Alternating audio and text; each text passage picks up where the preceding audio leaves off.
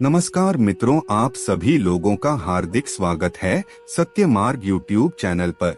दोस्तों, अगर आपके बच्चों की शादी में लगातार देरी बनी हुई है, बहुत ज्यादा कोशिश करने के बाद भी कहीं पर भी शादी के लिए रिश्ता पक्का नहीं हो पा रहा है, तो यह वीडियो आपके लिए बहुत ही खास और महत्वपूर्ण होने वाला है।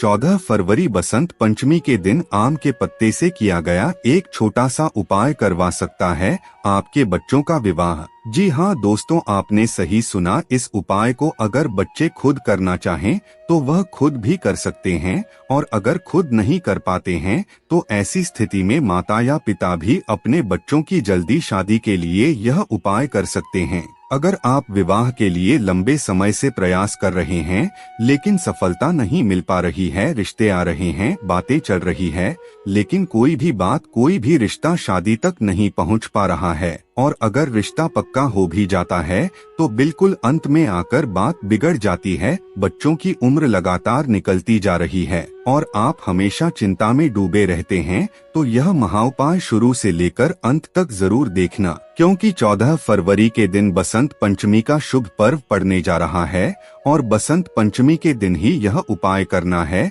जो हम आपको बताने वाले हैं। लेकिन दोस्तों, उपाय बताने से पहले आप सभी दर्शकों से एक छोटा सा निवेदन करना चाहेंगे। अगर आप चैनल पर पहली बार आए हैं तो चैनल को सब्सक्राइब अवश्य कर लीजिए, ताकि आपको रोजाना ऐसे ही ज्ञानवर्धक और महत्वपूर्ण जानकारियां मिलती रहे। साथ ही साथ कमेंट बॉक्स में सच्ची श्रद्धा से जय भोलेनाथ जी जरूर लिख दीजिए। दोस्तों, अब उपाय को ध्यान से सुन लीजिए। इस उपाय को आपको 14 फरवरी 2024 बसंत पंचमी के दिन करना है। सुबह से लेकर शाम तक किसी भी समय आप यह उपाय कर सकते हैं।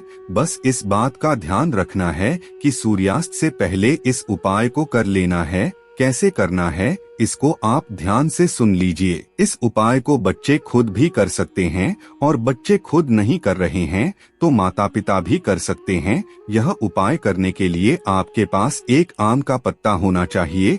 एक साफ सुथरा आम का पत्ता आप ले लीजिए और उसको गंगाजल से धो लीजिए। उस आम के पत्ते पर 2 स्वास्तिक के चिन्ह बनाने हैं। कैसे बनाने हैं, यह ध्यान से सुनिए। पहले आपको 2 कटोरी ले लेना है।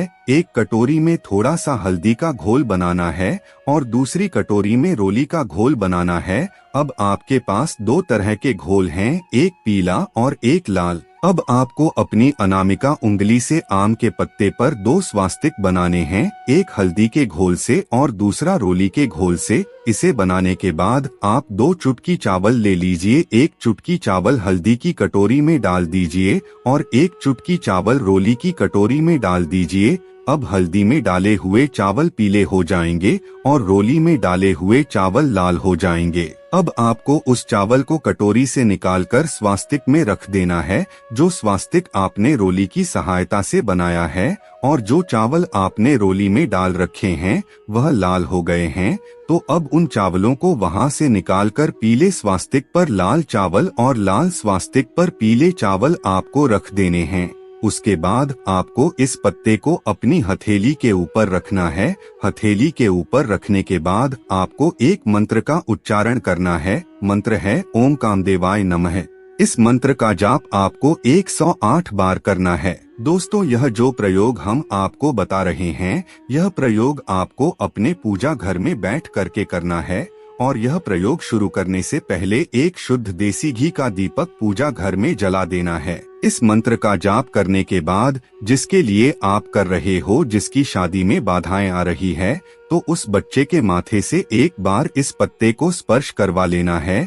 और यदि बच्चा घर में नहीं है तो फिर मानसिक रूप से मन ही मन में अपने बच्चों के बारे में सोचना है और मानसिक रूप से आपके बच्चे के माथे के ऊपर इस पत्ते को स्पर्श करवा लेना है।